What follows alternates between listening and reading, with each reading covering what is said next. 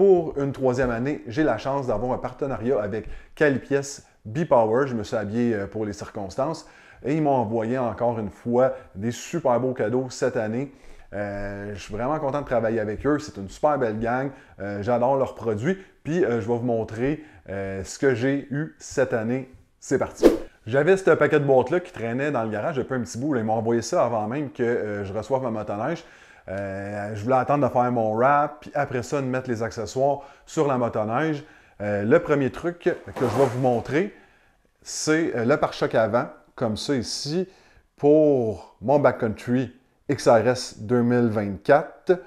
Donc, je pense que le pare-choc va quand même looker vraiment beau. Je pense que c'est assez discret, là, avec ici la partie qui va jusqu'en dessous de la motoneige. Fait que un bel ajout côté look.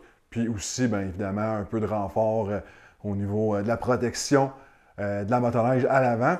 Je vais vous montrer les autres choses maintenant. Une autre grosse boîte qui n'est pas très lourde. Je soupçonne que ce soit, c'est bien ce que je pensais, pare-choc arrière, toujours pour le backcountry. Les couleurs, j'ai choisi des couleurs comme, c'est pas tout à fait noir, c'est une espèce de gris charcoal. La motoneige, je vais la wrapper comme noir et jaune, fait que je pense que ça va donner quand même un beau look. Fait que pare-choc arrière qui fit sur le 146 du backcountry. Donc, à installer ça aussi, éventuellement bientôt sur la motoneige. Une autre grosse boîte. Quand je disais qu'il y avait de la boîte qui traînait dans le garage, je mentais pas, puis là, il était temps, mais là, je vais passer à l'installation de ça très prochainement. Donc, ça va libérer de l'espace dans mon petit garage. Un autre pare-choc arrière pour mon chum Bruno, qui a un Polaris Switchback Asso. L'année passée, j'avais commandé les bumpers avant-arrière. Je m'étais trompé pour le bumper arrière. Puis, je suis en parlant avec les gens chez V-Power. Ah, là, je ne le déballerai pas, mais on a ce pare-choc-là qui est nouveau cette année, qui est vraiment, vraiment beau. Je ne sais pas si on va le voir très bien. En tout cas, anyway, c'est sûr que je vais faire une vidéo quand on va l'installer. Mais ouais, ça va être vraiment beau. Il y a vraiment, vraiment un beau look. Fait que, bien hâte de voir l'effet que ça va donner sur son Polaris. Un autre petite boîte qu'à l'intérieur, on a des casquettes, 2 casquettes. Je me ramasse avec beaucoup de casquettes pareilles. Je pense que je vais peut-être éventuellement faire un tirage. En tout cas, ça reste à voir, je promets rien. Tuc. Un autre tuc, c'est 2 tucs.